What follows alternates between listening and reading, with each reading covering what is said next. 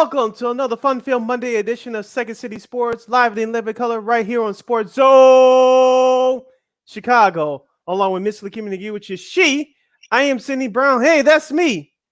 You can follow yours truly on the Twitter and the IG at SidKid80. Once again, at SidKid80. That's SIDKID80. That's SIDKID80.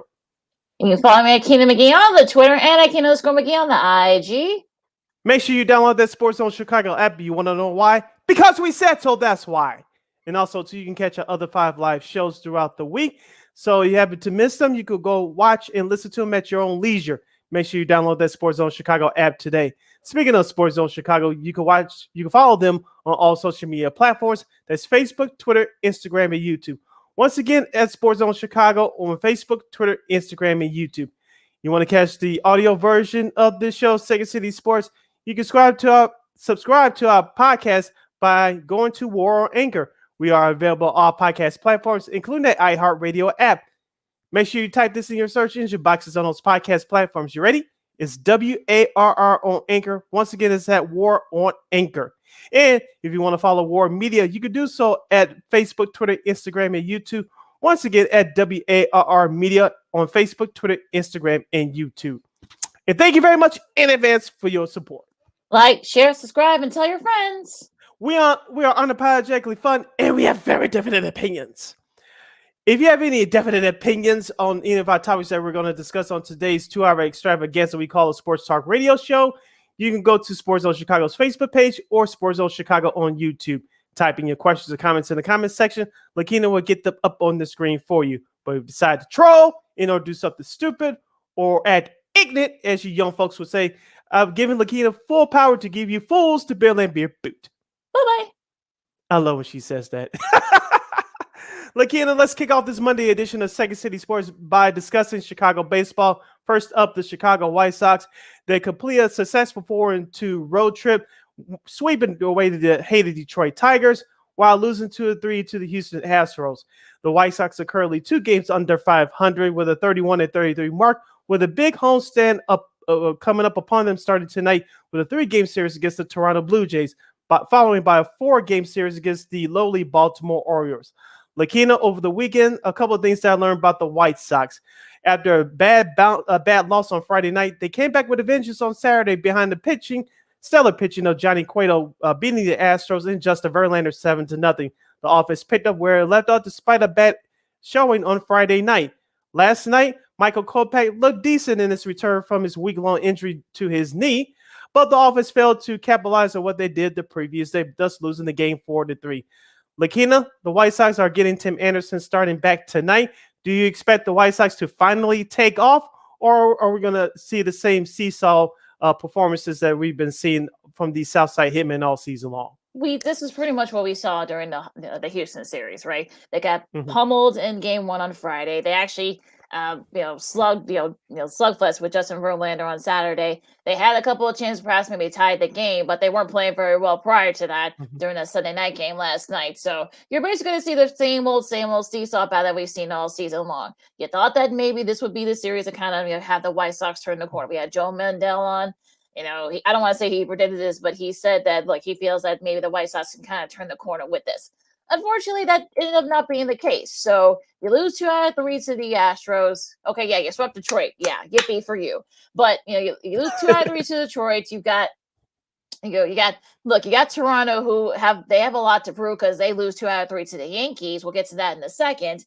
And then, with everything else that's been going on, Baltimore, yes, they're Baltimore, but there's actually some pretty good talent over in Baltimore. So I wouldn't, look past Baltimore for that 4-gamer. But I feel like the inconsistencies, that's what we saw. You saw another error last night during that Sunday night game, fielding issues and everything else. And it's sort of one of those things where this has been the theme for the White Sox all season long, whether the inconsistent hitting and, the lineups and such. And also to the pitching. I mean, you saw, we really didn't have to do it's sort of one of those things where Cueto didn't have to do too much because he has a good history with the Astros and pitching against them. So I wasn't too surprised that the White Sox were able to shut out the Astros. But then everything else happened.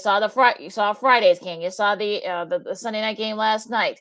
So the inconsistency that's really been a problem for the Sox lately, and unfortunately, it's been a problem for them all season long. And so, look, we're in mid-June now. We're almost halfway through the season. You can't afford to be having these sort of inconsistencies because you only got not only one, but you now have two teams ahead of you in your division. So I honestly don't know what to say about the White Sox at this point. I mean, yeah, you can make trades, but you're still gonna have the same problems, and also to the injuries and such. So I don't know what else you can say. What else can be said about the White Sox right now?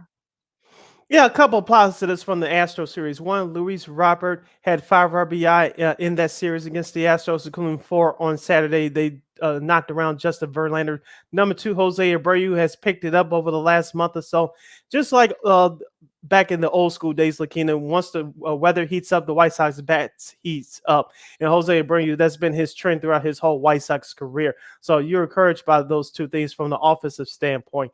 Number 2, the pitchers you mentioned, Johnny Cueto, he didn't have to be dominant, a 7-0 lead to hold down the forward will help out a lot, and that's what happened to Johnny Cueto. It saved their bullpen on Saturday to a lesser extent last night with Michael Kopech. He gave up 2 long balls, and that's what basically cost the White Sox the game. But on the flip side, Lakeem, like you said, bad base running, bad fielding. This has been the White Sox problem all year, especially the last 2 years. It's not just on coaching. It ultimately has to come down to personal responsibility of the players. Now, will it correct itself overnight? No. Can it be corrected? Yes, but each individual player will have to look themselves in the mirror to say, hey, I got to do a little bit better to help this team win. Yeah, and they really do. And so yeah, I mean, yeah, it was nice to see Luis Robert. Yes, he's heating up a little bit. Yeah, the weather heats up, blah blah blah. But you can't always depend on the weather. Stop depending on the long ball so much. I mean, one of the reasons why they were able to win in 7-0 was because they didn't have to depend on the long ball. They sort of play sort of the long game and sort of the hitting. So it's one of those things where like I've been saying. Yeah, can the White Sox win the division? Sure, but now you've got two teams ahead of you that's been pretty good. Yeah, they neither one of them didn't really have a good weekend, but we'll get to them in a second. But I feel like this is sort of one of just when you thought the White Sox maybe was trying to kind of get back into it, then they do something stupid, whether it's fielding or whether it's non-hitting and such like that. So look, I don't want to say. Look, I don't want to say that they still can't win the division, but I'm in prove-it mode. Like you're not showing me anything to make you believe that you can. You have a question coming for us regarding the Chicago White Sox or the Chicago Cubs, who we'll talk about coming up in just a minute. You can go to Facebook, facebook.com/backslash Sports Zone Chicago, Sports Zone Chicago on Facebook, or Sports Zone Chicago on YouTube. Type in your questions or comments in the comment section. Lakeena will get them up on the screen for you. You're listening to Second City Sports, the live and in living color of the Monday edition, right here on Sports Zone Chicago. Sid Lakeena here with you, talking Chicago baseball. Just to wrap up on the White Sox, Lakeena, Lance Lynn will pitch the opening game tonight against the Toronto Blue Jays. I'm thinking about basketball at this point. Because I didn't say that team. So Lance Lynn will take the bump tonight for the White Sox. Tomorrow, Dylan Cease. Wednesday's Lucas Giolito. And real quick, Lakeena, I was disappointed in Lucas Giolito's performance on Friday. Maybe it has something to do with the after effects of COVID, because remember, he was on the COVID list a few weeks ago. Maybe still suffered from that. I don't know. But pushing the COVID issues aside, do you see him as at least a number 2 or perhaps a number 3 starting pitcher for this White Sox team? Is clearly he needs to get back to that. He needs to get exactly back to that. Because right now he's not the ace of this half. Clearly Dylan Cease. Well, look, we'll give him a mulligan on Friday because he's still recovering from COVID. Mm-hmm. I get that, but these next couple of starts, I mean, you're facing Jose Berrios, who we can probably say is, I don't want to right up there in the Cy Young conversation in the AL. Now, look, if you look at some of the other matchups, I mean, he didn't look good, in that game when they played in Toronto a couple of weeks ago. So it's definitely like, okay, of course, Cease didn't play because he's not vaccinated with the rules and such in Canada, but that's a whole nother thing. You got Kevin Guzman, going against Dylan Cease, and in the in the nightcap of that series. And look, this is going to be interesting because it's going to be, you wonder. You got Ross Stripling against Giolito. He'll play that Wednesday game. That'll be the cap on that one. Now we'll see what happens because look, I mean, Toronto, they didn't have a good weekend this weekend either. Like I said, they They Mhm. won the rubber match that kept them from getting swept by the Yankees, but they kind of struggled a little bit over the weekend too. So I think they got a lot to prove. So again, I'm in improvement mode with the White Sox. I mean, you've proven that okay, yeah, you can beat the teams you're supposed to beat. Good. Let's see if we can do Mhm. it consistently against the good team. So we'll see what happens there. Now going to the north side, and it's sort of a strange series with the Cubs on Friday. They ended the Braves' 14-game winning streak, which is the longest in franchise history, and they also broke their own streak. And also, too, I mean, they lost us yesterday, but they were to win 2 out of 3. Again, it was sort of one of those strange things where on Friday they only needed 1 run, but that was enough because I guess the Braves, I don't want to say the Braves sort of took the Cubs lightly because usually, look, in long seasons where you're going to probably have a series where you're kind of like you don't really feel like you're getting into it, you thought that maybe the other team was just going to, roll over and just roll over on them. But I guess they figured that wasn't the case. Now that wasn't the case on Saturday either. Mhm. Wilson Contreras had 3 hits, a steal, and he remember also his brothers on the Willie's on the team too. So that was a Mhm. pretty cool moment there that they shared. And they the Braves did shove the Cubs 6-0 to avoid the sweep. So that helps their confidence a little bit. But if you're the Cubs, you're thinking, okay, maybe you can put a little bit of a fight every once in a while. So Yeah, they played fundamentally sound baseball for the first 2 games. Looking up Friday, it was an old school type baseball game. They executed well down the stretch. Thanks to rookie outfielder Christopher Morel's sacrifice fly for an RBI for that win on Friday. You mentioned Saturday's game. They out executed Atlanta, so that's exactly what happened. I'm with you, Lakeena. I watched both of those games, and Atlanta, they did show up, but you could tell, like you said, it's a long season. Sometimes you play down to your opponent, but the Cubs actually out executed the Atlanta Braves, and that's the reason why they won the first 2 games of that series. Now, yesterday, the Atlanta Braves jumped all over Kyle Hendricks. I still believe that Kyle Hendricks is a good pitcher, but as we've seen Lakeena over the last 2 or 3 years, he's getting up there in age. His location is not the same. People are jumping on that fastball, and you saw exactly what happened yesterday with the Braves knocking out 2 home runs to come out with a 6-0 victory. yeah, and that was sort of something that okay, yeah, Henderson have his best. Probably that was probably his worst start of the season. Just getting, Hmm. he just got hammered, and Ian Anderson, just kind of started that for the Braves, and just Matt Olson too, and they and Travis Darman and Michael Harris II. Everybody he sort of just they kind of just hammered them, but you know, but look again, I think. Look, if you're a Cubs fan, you kind of take the little things. I know a lot of Cubs fans are Hmm. kind of apathetic about the team at this point, but okay, yeah, you beat the defending champs 2 out of 3, so you can kind of take that. You kind of sort of take that sort of like a sort of not really a badge of honor, but sort of like okay, yeah, you beat a 2 out of 3. That probably could be one of the looking back. You probably that could probably be one of the bright spots of your season. Yeah, and also too, let's give credit to Keegan Thompson, one of the few bright spots in Hmm. that Cubs pitching starting rotation. I know you have Kyle Hendricks. I know you have Drew Smiley. Uh, I, I know you have some of the other veterans that's trying to hold down the fort to make that pitching staff respectable. I know Marcus Stroman, who you signed in all season, he's currently on the injured list. But Keegan Thompson perhaps could be one of those young pieces that you feel in going forward. We talk about Patrick Wisdom. You talk about Frank the Tank Schwindel as far as offensively. Ian Happ is not a bad player either. Now, would you give up on him coming to the trade deadline, like, if the price is right?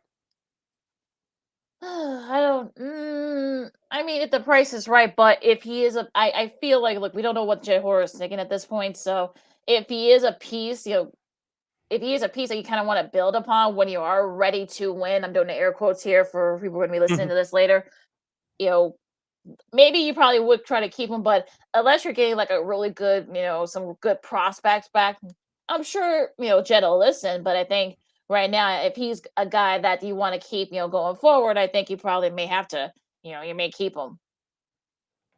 Yeah, you're listening to Second City Sports, the Monday edition. We're live in the living color right here on Sports Zone Chicago. Sid Lakeena here with you talking baseball. Let's jump into the national picture quickly, Lakeena, before we break for the bottom of the hour. As you mentioned, going to the AL Central with the White Sox opponents. I caught some of the action of this series over the weekend. The Minnesota Twins lose 2 out of 3 to the Arizona Diamondbacks. The Diamondbacks basically won the game yesterday on the Grand Slam. They they won late on Friday, even though they got shellacked Saturday. The Twins lose 2 out of 3 to Arizona, so the White Sox are still, I believe, 4 games out of the division Five, lead. five.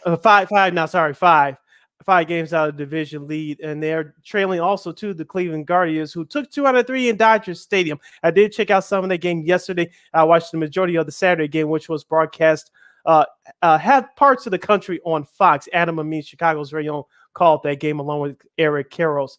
Lakeena, with those 2 series, here's the thing. Minnesota, as we said before, they're not a great team. They are taking advantage of a soft schedule, but it seems to me now that teams are starting to finally catch up with them.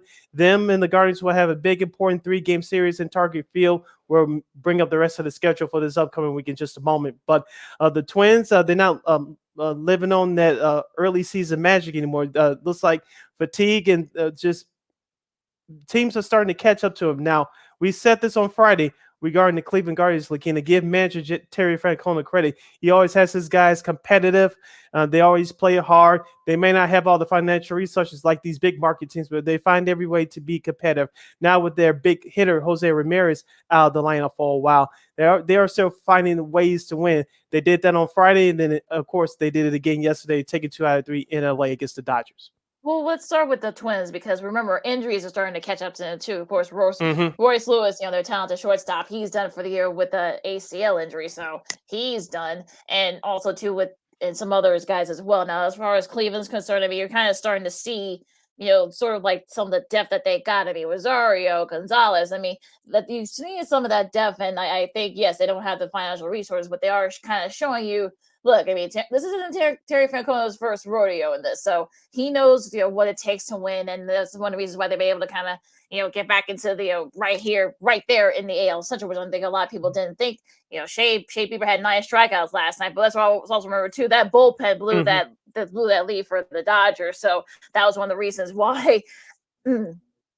That was one of the reasons why that the Guardians were able to pull that out. So as far as everything else, I mean, look, that's going to be a tough division. It could come down to the last couple of weeks of this season. I know everybody wants to sort of say, well, they're gonna, the White Sox will be able to be facing both the Guardians and the Twins, in the next few months, especially in the second half of the season.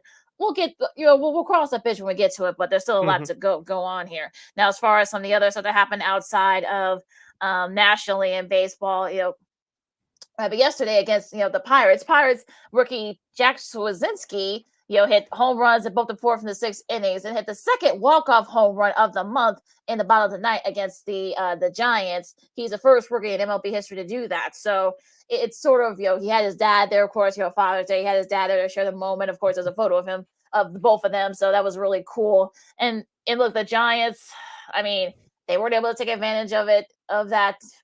And also to say that division, it looks like injuries again. Manny Machado got hurt for the Padres. He might be out for a while. Here we go again. If you're a Padres fan, so I don't know what's I don't know. Hopefully they can kind of stay afloat because the Dodgers have been kind of up and down a little bit. But unfortunately, hopefully, but I'd be a little concerned if you're a Padres fan. Going back to the AL East, the New York Yankees, as you mentioned, they failed to sweep the Toronto Blue Jays. The Blue Jays got revenge of them yesterday with a big grand slam by Gurriel. His father was there in the stands. That was a cool moment. He was interviewed after the game. I don't know if you guys caught that via the television or social media. That was a cool moment. You mentioned Toronto's coming into Chicago tonight against the White Sox in a foul mood, even though they won yesterday. So they did get off the schneid yesterday because the Yankees brought their big bats, and they've been doing that all season. In particular, Aaron Judge, Giancarlo Stanton, both those guys need to stay healthy. But Anthony Rizzo has been the catalyst for the Yankees offense over the last couple of weeks or so.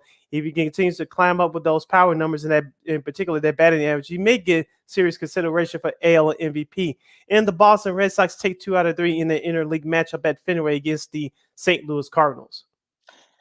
And also to the Angels, like they might be coming back on track. They swept my Mariners, and one of those was a walk-off home run. Mike Trout was the man with that bat.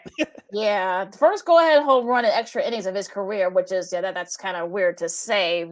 say that, but yeah, that's what happened. And yeah, I mean, unfortunately, they're still 9.5 back of the Astros because they've been on a tear lately. So Mhm. and all that. The Mets, I mean, are they starting to kind of fall back to earth a little bit? I mean, maybe we'll see. I mean, the Braves, of course, they're starting to gain a little bit. I know the Phillies kind of had an up and down weekend, so they Mhm. might, the Mets might be starting to kind of come back to earth a little bit again. We'll see. I mean, we're kind of Yeah, they lost a starting. tough one yesterday to the Yes, they Marlins. did. Yes, they did, and I'm sure they're smarting over that one. But yeah, it's going to be interesting in that series. And the Cardinals and the Brewers, as of this recording, are now tied. So that might be a little something going on there, but again, we'll see in that sense. Going into the schedule real quick before we go to break, you got the Marlins and the Mets. They're actually playing right now on ESPN Plus. Of course, the Cubs have the Pirates tonight. Well, yeah, later tonight. You got Detroit and Boston. You got New York and the Rays. The Rays are hoping to get back on track too. They had a kind of a rough weekend. The Yeah. Giants, yeah, the Giants and the Braves, St. Louis and Milwaukee. Of course, we mentioned the Blue Jays and the White Sox. Mhm. It's silly that the St. Louis Milwaukee game will be the FS1 Monday night game of the week there. Kansas City and the Angels and Arizona and San Diego. Hopefully the Padres can kind of get back on track too. Yu Darvish is on the hill against Zach Davies. And other series are starting later this week. Tomorrow for Tuesday, Colorado at Miami, the Los Angeles Dodgers at Cincinnati to take on the Reds. If you're the Dodgers, this should be a sweep against one of the worst teams in baseball. And of course, the Beltway series, I believe this is a 2-game series between the Washington Nationals and the Baltimore Orioles. We told you guys, Baltimore is not a good team, but they're not as a big a pushovers as they were a year ago. So keep that in mind. Of course, the three huge 3-game series in the AL Central between the second place Cleveland Guardians and the Minnesota Twins. That kicks off tomorrow. And then of course you have the Phillies and the Rangers from Texas in the interleague series, along with the Mets and the Astros. So and of course Seattle at Oakland starts off tomorrow too. So that's your schedule for this upcoming week in Major League Baseball. All right, so we're gonna take a quick break, and we're gonna talk some hoops for a second with the NBA draft coming up later this week. Also, to the Warriors having a parade right now as we speak. Why are they being petty? And also to some more crazy Bulls rumors. I know there have been like many of those lately, so we'll sort You through don't what's. say. Yeah, I mean, we'll sort through what's fact and what's fiction, and just plain ridiculous. So, along with Sydney Brown, I'm Lakeena McGee, the Second City Sports on Sportsville Chicago, and we'll be talking hoops in a bit.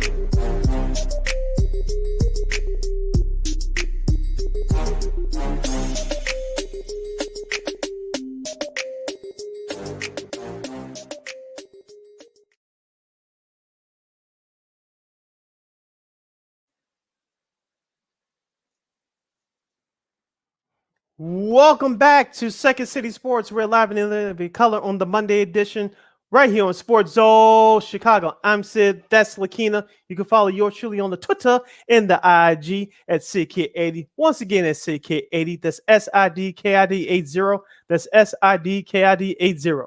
You can follow me at Keena McGee on the Twitter and at Keena_McGee on the IG. We have less than 90 minutes of this extravaganza we call a sports talk radio show. You have any questions or comments for us during any of our topics for today's show, you can go to Sports Zone Chicago on Facebook or Sports Zone Chicago on YouTube. Type in your questions or comments in the comments section. Lakeena will get them up on the screen for you. Lakeena, let's kick off this half hour by discussing some hoops. Lakeena, the Golden State Warriors, as you mentioned before the break, they are celebrating their 2022 EBA championship in front of their home fans in downtown San Francisco. I know one of our colleagues in one of our favorite guests on this show, hometown girl Kylie Mills for Chrome News 4 out there in San Francisco, is covering that parade from one of the local news stations out there. But you said they did something very petty. Discuss for the audience what you mean by that.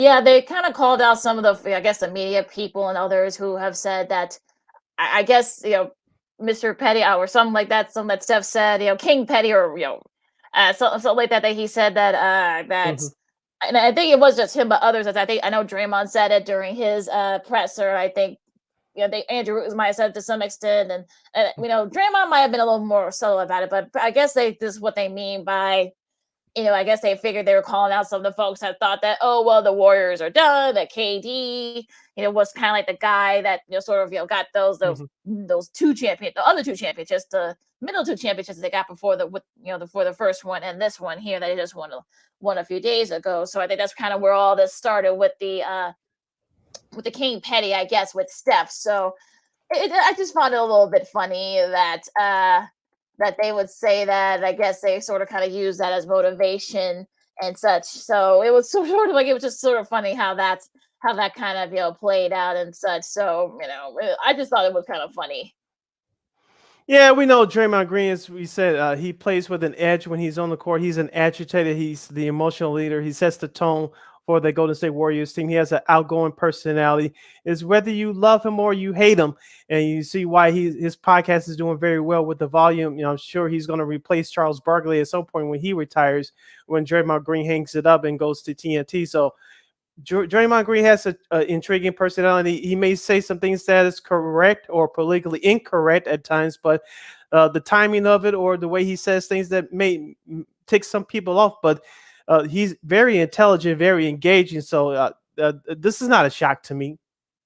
You may not like it, but it's not a shock. What about Steph's comments about calling himself the Petty King? Well, Steph's always been that kind of charming, what we call it. I'm not gonna say self-promoting guy, but he's always been that fun guy that kind of passive aggressively rub it in people's faces on the court with the silly gestures and whatnot. He has the right to do that because he's one of the best, if not he'll probably be the best shooter of all time in NBA history. He backs it up with his actions, and so I'm not surprised about that either. I know some people, we have to take things into context. People may say things in a serious fashion. Some people may say things in a sarcastic, funny fashion. So it's all about context, If you love it at the end of the day, great. If you hate it, that's on you too. So I'm not surprised by any of this stuff. They're just having fun. They just won the championship. Let's go. Yeah, it's sort of silly that people are kind of making an issue. Some people, not a lot, but some people are kind of taking issue with that. I just thought that was hilarious. But, going into some, like, I guess the big news that kind of came out, I guess, earlier this morning, apparently, I guess Kyrie Irving is ready to move on, especially, well, at least according to some of the reports, I guess he doesn't want to stay in Brooklyn, and he I guess it's like one of the teams. I guess the Lakers and the Knicks are also among those going to be potential suitors for the 7-time NBA All-Star. So, what do you think about that? If you're the Knicks, this would be a big splash. But if you're Kyrie Irving, do you really want to go to that team? That team is still in transition right now.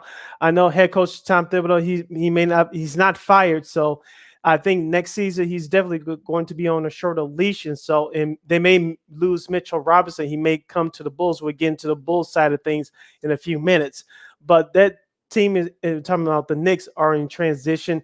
Julius Randle, they may shop him this summer. They might not. If they do, they're not gonna get as much as a return because he didn't have the type of year that he did a year ago when he won most improved player, led the Knicks to the playoffs, and also became an all-star. So you had fool's gold with Julius Randle. So if they bring on Kyrie, who else are you going to bring? If it's just him and a bunch of scrubs, that's not going to work. Now, as far as the Lakers concerned, what are they going to do with Russell Westbrook? Let's just say LeBron James did want Kyrie Irving. He wanted Russell Westbrook a year ago. Look what happened.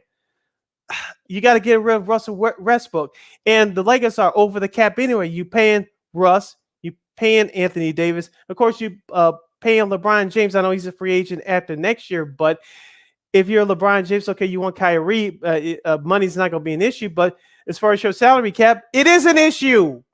It really is, and I think that's sort of like neither situation is a good situation for Kyrie. I can already see him and Tibbs, clashing, so that could lead to some problems. Also, too, with the Lakers, like you said, with the cap. I mean, is there room? They're not going to be able to find anybody to take Russ's contract. That's not happening. I know there have been some rumors about Anthony Davis. So good luck with not only the contract, but also his injury issues too. So both situations are not very good. So we'll see what happens there. But I gotta call out a really good friend of ours for the show, SB Nation's Ricky O'Donnell. He's usually tongue in cheek on Twitter, but he actually had a Photoshop photo with Durant in a Bulls jersey. Now I had to tell him, like, Ricky, don't you put that out there. Don't put that, because you know how Bulls fans, some, not all, but you know how some Bulls fans are. They're like, but you're gonna have to get rid of a lot, and they don't, and unfortunately the Bulls don't have much to give. So I don't think, even if that were the case, if Katie was available for the Bulls, I don't think you'd be able to, get anything for him. I mean, you're gonna have to maybe get rid of P. Will, maybe Io, and maybe a future first rounder, among other things. So, yeah, Ricky, don't put that out there, honey. Don't do that. He still has his up, by the way. Yeah, and of course, Kevin Durant is making a whole lot of money, so we know the Bulls are up against it as far as the salary cap is concerned. They do have a little wiggle room, but not much. And even if they do which I expect them to sign Zach LaVine to the max deal, the Bulls don't have much. And yes, you'll have to give up just about the whole boat for Kevin Durant. But here's the thing, Lakeena, would that put the Bulls over the top? Like I said, you'll have to probably give up both young players, and I don't think Arturas Karnisovas and GM Mark Eversley will want to do that. One of them, fine, but both IU and P. Will, no, I don't think so. And don't forget, Vucevic will possibly have to be part of that deal as well, because he makes a significant amount of money as well. Not as much as Zach would make, but he makes a pretty decent amount of change as well. Yeah, that's another thing. So yeah, you're probably going to get rid of like half your team in order to kind of get Durant to come in and such, but he's not going to get you over the top, especially not in that Eastern Conference, which suddenly has like a whole lot of depth now. So I don't think any of this is happening. But again, we'll see with Kyrie. I mean, I think you never know with Kyrie. I mean, he might change his mind in about a week or two, so you never know. But you listen to Second City Sports on Sports Zone Chicago. Lakeena McGee, Cindy Brown with you here, and some of the other sort of crazy, Bulls rumors. I guess I wish we had some like breaking music, because it's sort of one of those things. Yeah, I mean, well, yeah, that okay. Not your best, Sid, but you had to practice that.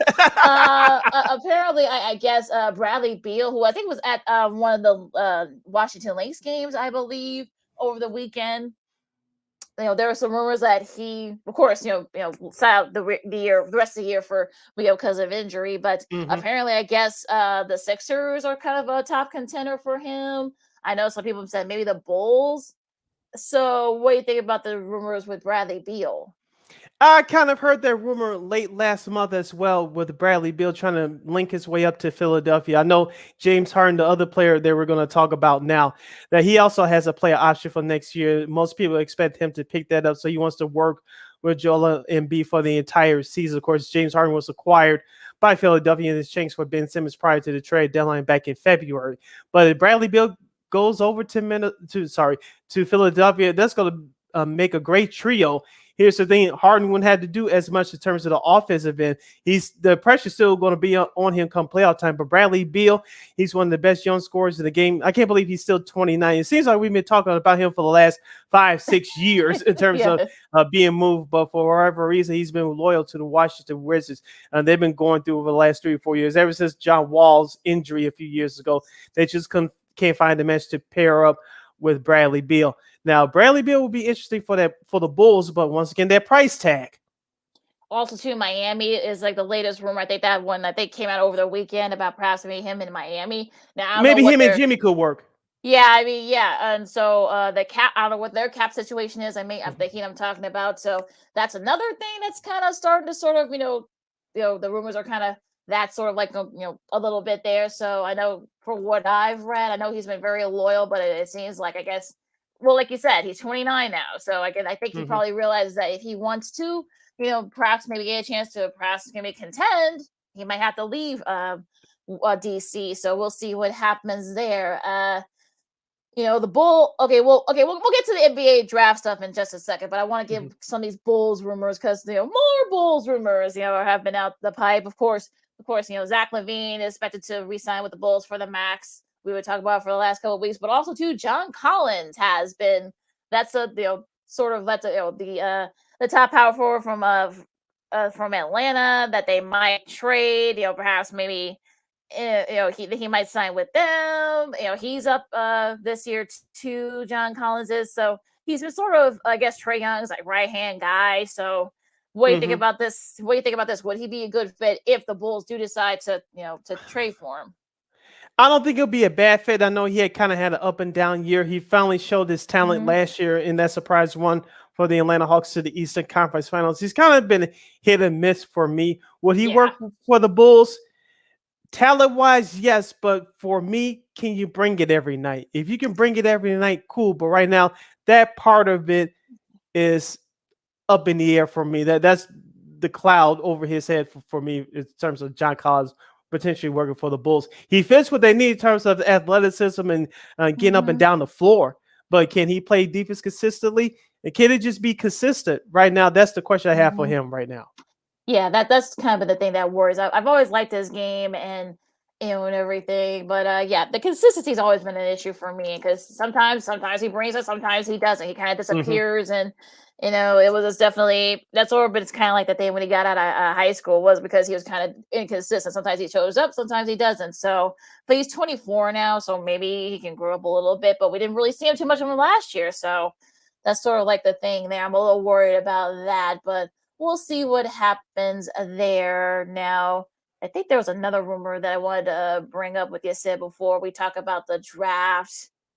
Yeah, I'll get back to it, but yeah, let's talk about the draft because the draft is coming up on Hmm. Thursday. It kind of snuck up on some folks, but some of the I know we talked about EJ Liddell a lot, from Ohio State, the 3-year guy from Ohio State. But also, I saw obviously a couple of drafts where Terry Easton, who is the sixth man of the year from the SEC from Hmm. LSU, his name is being floated around there too in some of the recent mock drafts. So, which one do you think would be a good fit for the Bulls? And if not, with somebody else? Maybe I saw one article, Jalen from SB Nation, Jalen Duran out of Memphis. I watched him a few Mm-hmm. times last year under Penny Hardaway. He's a very good player. I wouldn't We mind gotta get our seeing. girl. We gotta ask our girl Cassie Carlson about that from Yeah. Spock Chicago because she covered that team for I think Hmm. the 3 years that she was there. So Yeah, and Jalen Duran is very good. We all know that the Bulls need some shooters and they need the defensive presence to protect the paint defensively. Jalen Durant may be a little bit of a stretch, but I wouldn't be surprised if the Bulls drafted him. But I think the Bulls' top priority is to go after a big man who could get the rebounds and control the paint. And we talked about EJ Liddell because are in Big Ten country. In terms of college basketball, he played at Ohio State, so I know I am more familiar with Mr. Liddell. So I think he'll be the consensus pick for many Bulls fans because we've seen him play the most. But Jalen Duran should get some love there, potential for that 18th pick as well. It's between those two, in my opinion. yeah, like, I think it'd be a coin flip, and I think whoever they choose, whether one's gone beforehand or because we usually see things happen in the NBA Hmm. draft. We'll see what happens now. Who's going to be goal number one? You, of course, got Chet Holmgren from Gonzaga, Jabari Smith from Auburn, Paulo Pachero from Duke, also Keegan Murray from Iowa. His name's being floated around as perhaps maybe a top 3 guy. So there's a lot of guys out there, and this is actually a pretty deep draft. So I'm wondering, like, if you're, sort of like the team is going to be really going to based on need. I mean, if you think about it. And also, too, if you're Orlando, I'm sure they're fielding calls on what could be the best deal for that number 1 pick. But Hmm. call me crazy, Lakeena. There's not much value in that number 1 pick this year. Like I said, this is for me as Hmm. an outsider looking in, but there's not so much value for the number 1 pick as in years past because clearly in years past, not so much last year. We probably knew the Katie Cunningham, your guy, was going to go at the top, but in years past, we all know who's going to be the number 1 pick. It was either this one person or that other person. I don't get that sense this year. Look at it. It'd be more beneficial down the road because, like you said, this is a deep draft, but we just do not have that consensus number 1 pick. I think if you're Orlando, you find it tough to shop around that number 1 pick. If you want to do it, you can't do it because you don't have that consensus number 1. Yeah, and I think that's sort of the thing. If you're Orlando, you're kind of in a sweet spot. If you're Orlando, I mean, you could stay there if take the guys I've mentioned, or you could probably Mm-hmm. see you kind of dangle it in front of the other teams. Behind you is like, hey, you know what? We may or may not keep the number 1 pick. Do do any takers? So I think seeing if you see some like the latest reports, are sort of wondering. You got to wonder. Yes, they haven't. I know Jeff Wellman, I should say, he's the Magic president. I know he's kind of still very early in the process. He said, maybe, I think, if we're being honest here, they haven't really decided yet on what they're going to do with it. So, Yeah. they could pick somebody. They could perhaps maybe they could trade it to trade it. I mean, it's sort of one of those things where you're in a good spot if you're Orlando. I don't think anybody thought that Orlando would get the number 1 pick. So now that you got it, you might want to play a little bit of chess a little bit. We've seen this on basically every draft. So I wouldn't be surprised they sort of like we don't find out it's like literally in the last minute, like those like very like last second when they're on the clock. You're Yeah. like, okay, trade, or are we gonna pick some of the other guys I mentioned? But we'll see. You listen to Second City Sports, the Monday edition. We're live in living color right here on Sports Zone Chicago. I'm Sid. That's Lakeena. You can get at us on the Facebook and the YouTube. Go to Sports Zone Chicago on Facebook or Sports Zone Chicago YouTube. Type your questions or comments in the comments section. Lakeena will get them up on the screen for you. Lakeena, let's get into some free agency talk for the last few minutes here to close out our number 1. Of course, the Bulls, as we said, that they are expected, according to reports, to resign Zach LaVine to the max deal. There's been names been floated out there: Mitchell Robinson, perhaps the rumored trade for Rudy Gobert. There was rumors that Patrick Williams, the Utah Jazz, that Danny Ainge wanted him including in the deal. The new Bulls management said no. And also, too, there's one name that's out there. He may make more than $5 million. That's why he won't come here. But I've been talking about this guy all year. And speaking of the Warriors, he was a difference maker on those Warriors teams, their last 2 championships before this year. From the Phoenix Suns, JaVale McGee. Too bad the Bulls can't find any room to get him over here. Yeah, I Because think that's he saw the Bulls' problems defensively more than Rudy Gobert. Rudy Gobert would help the Bulls defensively. Like we had our guy Josh Hicks on here on our last Monday show, and he said that he wouldn't work with the Bulls with the way the system runs offensively. And plus, that price tag goes up for Mr. Gobert every year anyway, so that wouldn't be a good idea for the Bulls. But do you think JaVale McGee has a small chance for the Bulls to wear Bulls uniform? That would be great for yours, surely. Yeah, I mean, we'll see. I mean, look, strange days happen. But again, that's a lot of money that they would have to, they would have to prove and maybe give them too much. But again, do they have the room to sort of fit? They're already pushing the cap anyway, so Mm-hmm. that'd be a nice little dream if we could give like a veteran. He could be kind of like that veteran presence, especially with all the playoff experience that he has. So that would be cool, but again, it might not be realistic. So we'll see there. I mean, some of the other names that are being floated around for potential free agency, of course, DeAndre Ayton. Those rumors started even before the Suns got eliminated by the Mavs. Speaking of the Mavs, Jalen Brunson, especially with the Mavs trade for Christian Wood, now his name is being floated around as perhaps maybe trade targets as well. and the Cavs, they're sort of like their top guys, Colin Sexton, Karis LeVert, they're trade Mm-hmm. targets too. So there are a lot of sort of familiar names that are out there on the market. And will there be any movement? I think that's sort of the thing. Also, Kevon Looney, who of course, off his first championship with the Warriors, of course. Hornets. We'll get to them in a second because some interesting news happened there over Yep. the weekend. So yeah, so there are a lot of names that are being floated around. We might see some of these names, move before the draft. Who knows? So yeah, and of course we talked about Bradley Beal and such. So many rumors. It's not as like pungent as it is in the NFL, but it's still pretty cool. If you're the NBA, you're still kind of like right there in the headlines. Lakeena, this is just me going to my X Files conspiracy theory mode. One more again, because I know some people are hard of hearing. I'm going to my X Files conspiracy mode.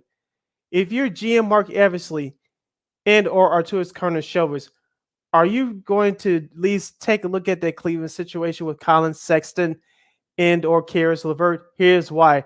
Remember, there's been reports out for the last few weeks that they're concerned about Lonzo Ball's knee. I know we Mm-hmm. saw what we got from rookie Ayo Dosunmu last year. Alex Mm-hmm. Caruso is your backup too. He Yes. brings the energy off the bench Yes. defensively. Would you at least sniff around Colin Sexton? I mean, I would probably sort of take a peek and see, okay, what's going on here? Do I have to? Who would you have to give up though? I think that's the thing. I know Mm, Sexton's been a very solid. He's still very young. I think he's only like 24 or 25. Mm-hmm. So I'm wondering, like, he is maybe a guy that you could probably say maybe solve a lot of the Bulls' problems, but would Mm-hmm. you have to trade a Vooch or a P. Will or an Io so you can get him? And if you're the Cavs, do you want to trade within your division? So that's another. I know it's not really a thing in the NBA, like it's in the other leagues. But do you want to trade them within the your own division? Central division. So it's sort of one of those things where you're kind of like, Although if you're look, I think I'm a firm believer that AK and Eversley we always say like bad guys move in silence. Yeah. Mm-hmm. So they might have something up their sleeve, but we just don't know it yet. Yeah, I'm sure they're probably just, I don't know if they're laughing. But I'm sure they're just chuckling at all these rumors. Some of them are very wild, Yeah. coming out of what the Bulls are going to do. So I'm sure they're just like, okay, well, it's a little fast one on you. So I don't Yeah, the know. What do reason you why I think? asked that is because Colin Sexton, he was doing good for Cleveland last year before he got hurt. Remember, we saw the emergence of Darius Garland, who became an All Mm-hmm. Star. We saw what happened with Jarrett Allen, who they picked up from the Nets around this time last year. He became an All Star, and we saw what they did when they picked up Karis LeVert and they trade from the Indiana Pacers. And so, if you're Cleveland, if you get the right deal, Colin Sexton, you may say bye bye. But if you're the Bulls, you may sniff around there a little bit because you're not sure of the future of Lonzo Ball, who you had to give up a second round pick, which you lost after that investigation. So if you're Bulls, you're Mm-hmm. probably sniffing around Colin Sexton a little bit. I'm not saying go get him today or else you're going to fail on all that foolishness. No, but I'll be sniffing around there a little bit, just a little bit. If the reports are true that you're very concerned about Lonzo Ball, because even though we saw some improvement on Vio DeSumo, he's not the future point guard of this Bulls team. Not yet. Not yet. Yeah, he's not there. He's still got a lot of stuff to develop. So Mm-hmm. we'll see what happens there. But yeah, I mean, I feel like you know what, like I said, I'm sure. Look, they might have something up their sleeve that will probably have no clue. Like, whoa, wait a minute, I didn't know that was coming. So yeah, that's. I'm sure they're just like I said, they're just chuckling at all the rumors. Now, I want to get to this before we have to go to break. Sid, of course, the breaking news that came out over the weekend is that Kenny Atkins said, no, he's not going to the Hornets. He told the Hornets, no, I'm staying here in Golden State. Got his first championship ring, and I think he probably realizes that, yeah, you know what, I'm good here. So, what do you think about that news of you're basically saying, you know what, I'm good, bye bye, and now the Hornets are back to where they started. One, shocking, and number two, as we always say, Lakeena, we heard this statement growing up in all our lives. Nothing's official till those I's are dotted and T's are crossed. Long as those things didn't happen, you're good to go. So I'm sure you looked at that Hornets roster and potential moves they could make. It's like I don't know if I'll have full control because most coaches want full control over their rosters. Yes, you have to work with the general manager, but I just look at that what the Hornets have. I know they have Miles Bridges as a restricted free agent this summer, and Mm-hmm. I know they have some other young players that are on the up and up. But I think just from an outsider's perspective, he may not have as much say in that roster as he thinks. He may not have as much as control over their team as he thinks. So that's part he's looking at it. Well, I might not have a fair shot. Let me stay over here and look for a better opportunity. Yeah, like you never know. I mean, I think he probably saw a little taste of that championship ring and probably like, nah, you know what? I think I might, he might look whatever Kerr decides to retire or whatever, which could be, in the next few years. You never know. He Yeah. might think he may have an outside shot of getting that job too. Now, again, that's assuming that if Steph and Draymond and Clay are all like, they don't have suffered any cash injuries because they're getting up there too. They're all over 30. I Mm-hmm. know Clay just turned 30, but they're kind of getting up there in age, so there's a lot of wear and tear. So you Mm-hmm. never know. Yep. So we'll see what happens with the NBA going forward as the season is over. The draft is this Thursday at 7 o'clock p.m. on ESPN. The Bulls will have the number 18th pick. Of course, we'll review that pick along with the other draft picks on our next show on Friday at noon right here on Sports Zone Chicago. Hour number 1 in the books. Hour number 2 straight ahead. We'll get to our tribute to former Chicago sports writer John Boone Mullin. We'll preview tonight's Game 3 of the NHL Stanley Cup Final between the Colorado Avalanche and the Tampa Bay Lightning. We'll get Lakeena's review of the golf championship for over the weekend, and we'll have our old school TV Monday salute to a television show that helped shape a cable network. We'll leave you with that ... to ponder and a whole lot more.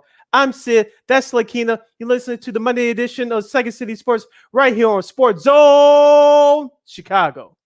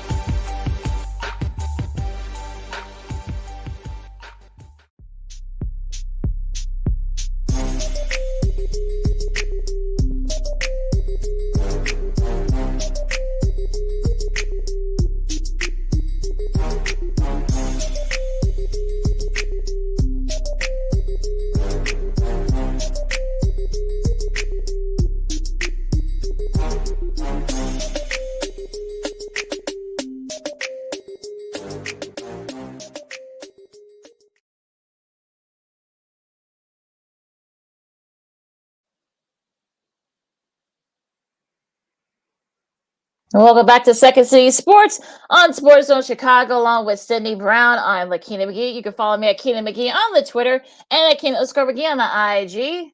You can follow yours truly, Sydney Brown, on the Twitter and the IG at CK80. Once again, it's CK80. That's SIDKID80. That's SIDKID80. And we have less than 60 minutes left of this extravaganza we call a sports talk radio show. And maybe there's a Bulls management calling Lakeena. We don't know. But regardless, you have a question or comment during any of our topics during today's show, especially for the last hour, you can go to Sports Zone Chicago's Facebook page or Sports Zone Chicago on YouTube. Type in your questions or comments in the comments section. Lakeena will get them up on the screen for you. Lakeena, let's kick off hour number 2 of Second City Sports by discussing that hockey. That's right. The Stanley Cup playoffs are taking place. Actually, it's the Stanley Cup final. In the Tampa Bay Lightning and the Colorado Avalanche will play Game 3 tonight. That's at 7 o'clock Central Standard Time on ABC. For those of you that are watching us outside the United States, you watch that game on Hockey Night in Canada. For those of you watching us in Canada, that's Hockey Night in Canada. The Colorado Avalanche lead that best of 7 series 2-0. They won game 2 on Saturday by the score of 7-0. The Tampa Bay Lightning has been struggling in the first period throughout the first 2 games of the series. Saturday night was no exception. The Colorado Avalanche scored 4 goals in the opening period. The Tampa Bay Lightning were very undisciplined. They had coverage breakdowns defensively. I didn't think they were aggressive enough. They got it together from the second period on in game 1 before losing a heartbreaking in overtime in game 1 on Wednesday. But Saturday night, John Cooper, the head coach of the Tampa Bay Lightning, he has a lot of work to do. It was maybe fatigue is playing a part with the Tampa Bay Lightning. I don't know. But it was a defensive coverage breakdowns, giving up odd man rushes. We all know that the Colorado Avalanche like to run and gun with the puck. They have the best skaters in the world. You have the best scorers in the world with Gabriel Landeskog and Nathan McKinnon leading that charge on the front line. And we saw that line stepped up on Saturday night for the Colorado Avalanche. They used that home ice at the ball center to their advantage, and they took advantage of Tampa Bay's mistakes. And Darcy Kimber, their starting goalie, didn't have to do too much. He held down the fort, and the Colorado Avalanche were able to cruise to a 7-0 victory in game 2 to take a commanding 2-0 lead. If you're a Tampa Bay Lightning fan, are you worried that the series is over? The next 2 games are at home in South Florida in Tampa. So we all know that Tampa has been very good at home during these playoffs. And so do you expect that trend to continue, or do you think that they'll just win one game or possibly being swept out of this series? Is very possible. But I think Tampa Bay, the time is now to get back into the series. And game 3 is tonight. There was no extra day between traveling from Denver to Tampa. You had that extra day between games 1 and 2 in Colorado and dealing with the altitude. Do you think they may have played a factor in it too, or do you think they just got outplayed? Lakeena joins us again. Yeah, sorry about that, folks. Yeah, that was my sister. She's coming back tomorrow. She was on a trip. She's been on a trip the last few days. But yeah, as far as I've heard people say that like, oh well, it might have been, I guess the altitude and such. But you can only use that excuse for so long. I think they were just outplayed, and you thought that maybe they scored those 3 goals. The Avs did, and within that, that 10, 15-minute span, then you thought, you looked up, they were up 4-0, and then you look up, then they were up 5-0, and then, Cale Makar had another, scored those last 2 goals. That insult to injury. One of them was a shorty, and a power play. So it's one of those things where you're kind of like, okay, all right, I know people have said, I heard Piquet Soupan, of course, from the Devils, mentioned this on Get Up this morning. He's their NHL analyst, I guess, for the remainder of the Stanley Cup playoff, Stanley Cup final.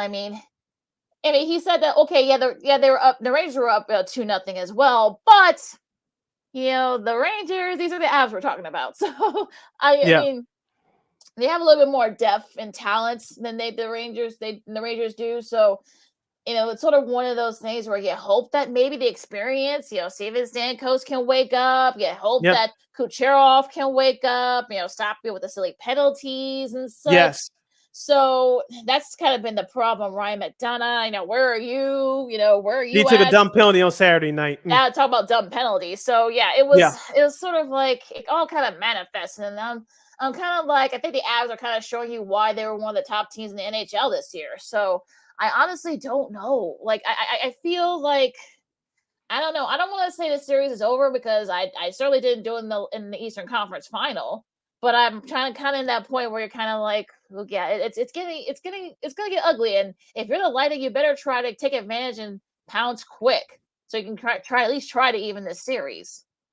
Lakeena, we talked about this previewing the series last week. We talked about these 2 things. It was going to come down to power play in goaltending. Now, the power play for Colorado has been tremendous throughout the Stanley Cup final. There were 2 for 4 on Saturday night, while Tampa Bay was 0 for 3. I think Tampa Bay is now 0 for 6 with the man advantage through the first 2 games of the Stanley Cup final. Colorado has put, I believe, 3 power play goals on the board in the first 2 games. So their power play has been tremendous. It's been tremendous throughout this whole playoff. That's one of the reasons why they're here in the final round. But I want to point out a couple of statistics. The shots on goal from Saturday, Colorado almost doubled Tampa Bay with 30 to 16 Mm-hmm. shots on goal, and the hits kept on coming. Even though Tampa Bay led with more hits in Game 2, Game 1, you could tell they were outplayed in that first Mm-hmm. period in terms of being physical. But they brought the physicality. But when you do that sometimes, and when your offense is not going, you take dumb penalties, and that's what happened with Tampa. Tampa out hit Colorado 57 to 46. But like I said before, when you play that physical game, when your offense is struggling, you give up chances, and that's what happened. And with the total penalties, Tampa Bay had 14. That was way too many. Yeah, I think Kipper probably. I think I saw him like clean the glass on his goalie nets because there wasn't really he didn't really have too much to do. He just kind of just sat Yeah. there like, okay, where is everybody? But yeah, it's just dumb penalties all around by the Lightning. They're a veteran team. They know better. So you wonder, like, you hope Mhm. they can kind of wake up. And I'm sure. Look, I'm sure the arena is going to be rocking down there in Tampa. I mean, but again, I will say this this little stat here. The Avs are the fifth team and the first since 1976 when the Canadiens did it. Take a 2-0 Mhm. lead in the Stanley Cup final against the defending champs. Three of the previous four went on to hoist the cup. So not good odds if you're Tampa. So if you're gonna look, this is a time to try to get back in the series tonight because look, they need to be aggressive but not too aggressive. Try to sort of Mhm. pounce early and sort of see if you can kind of throw the Avs off their game. You're kind of in their territory now, so you kind of take advantage and try to win these next two home games. Yeah, it's now or never for the Tampa Bay Lightning. As you said, Lakeena, they had to set the tone in the first period, as I pointed out before. Tampa Bay in the first period, through the first two games of this series, has given up 7 goals, and that's not good. And you when you always have to play catch up to start Mm-hmm. the game, and that's not good. It spends all your energy, and it tires you out at the end. And that's exactly what we've been watching with this Tampa Bay team throughout the first two games. You set the tone early tonight because it's now or never, or else you go down 3-love. But you start off fast early, set the tone, and do not take any dumb penalties. And when your offense is not going, you have to do a double chase. What's dump and chase? When you shoot the puck over, when you cross center ice, you shoot the puck into the Mm-hmm. corners, you go out and battle, and then you create your chances, creating traffic in front of the goalie's net from right there. Sometimes you got to get in there in the corners, do the dirty work. And Tampa Bay can't do that. They just haven't done that enough in this series. Yeah, and I think that's sort of they need to kind of get back to what got them this far. Hmm. Be more aggressive, but like you also said, not take don't take dumb penalties. Try to pounce early. See if look your veterans step up. Let your Stamkoses and your Kucherovs and Sorellis and them and Cernak and them and sort of try to see if you can kind of sort of take advantage of that. Use that home ice advantage that you're going to have these next two games and try to get back in the series. Because if not, if the Avs, do the same thing they've been doing the last, Hmm. the first two games, you may not be able to get out of that hole, and they might be celebrating your home ice in a few days. So if you're look, I'm saying I'm serious. I'm being serious. I'm not trying to be funny, but yeah, that could happen. So I'm hoping that they can right the ship. I hope they can kind of they can get back to sort of being the team that we all saw that kind of led them to the here to the final, but it's getting hard and hard to sort of believe that. So if you're look, the Avs played close to a perfect game on Saturday, so it was just everything went right for them. Everything went wrong for the Lightning. So hopefully the Lightning can kind of flip the script. We'll see. We'll see. Game 3 is tonight at 7 o'clock p.m. Central Standard Time on ABC and ESPN Plus. For those of you watching in Canada, you can watch that game on CBC/Rogers Sportsnet. They'll have that game for you. And to our good folks in Canada, you listen to Second City Sports, the Monday edition. We're live in living color right here on Sports Zone Chicago. I'm Sid. That's Lakeena. We're talking sports as usual. Lakeena, let's get your PGA No, Tour. I won't wait on that till like 1:30 because I have a couple Okay. other hockey notes Oh, okay. Okay. I wanna send out here. Now, what do you think about the John Tortorella? Him now being the head coach of the Flyers. I wanted your thoughts on that. Okay, since we do a little audible here, I like when we do that every once in a while. It's good. John Tortorella, he's one of those tough-minded coaches. He's this new age Mike Keenan type, no nonsense coach. He can handle the media. I know he handled New York media. I know he had his issues with them here and there, but I thought he handled them pretty well. That Philadelphia media is tough. And so I think he'll Mhm. handle them without a problem. And plus, with working with ESPN this past year, he saw the landscape. And so the Flyers, they've been knocking around, getting into the playoffs for the last few years, but they just can't get over the hump. And what's been their number one problem throughout the years? Getting a starting goalie. And let's Mhm. see, management can help him do that. But the Flyers, even though they've been going through, they're going through a transitional period as well. John Tortorella is a no-nonsense guy, and that organization needs a coach like him to help set that team in the right direction. I was talking to a friend of mine who lives in that area in that region, and she's a big Flyers fan. And this could go. And she's right. I mean, this could go either really good or really bad. So I'm She's wondering. right. Yeah, yeah, she is right. So I'm hoping that it's the former. So I'm hoping that they can kind of find success. Now, some of the other coaching news here: Stars are closing in on press. Uh, Hiring veteran coach of Peter DeBoer as their new head coach. He was fired by the Golden Knights. We'll actually get to in a second because they got Mhm. a coach that I wanted the Hawks to try to get, but that's another. That's another. So what do you think about this? What do you think about this move? Oh, that's a Dallas. It's a good hire. The Dallas Stars are, as we said, Lakeena. I know they made it to the Cup final a couple years ago in the bubble against Tampa Bay, but you know that Stars team is a mediocre team. And let's see if Peter DeBoer, who helped that Vegas team get to that Stanley Cup final Mm-hmm. in their first year back in 2018, but I believe. And so DeBoer is a very good coach. He's been in a couple other places before under winning programs. And so let's see if Dallas can finally get over their hump. Are they a championship team? No. But that's those teams are a type of teams that need to get over the hump and make deep runs in the playoffs. And hopefully they can do that.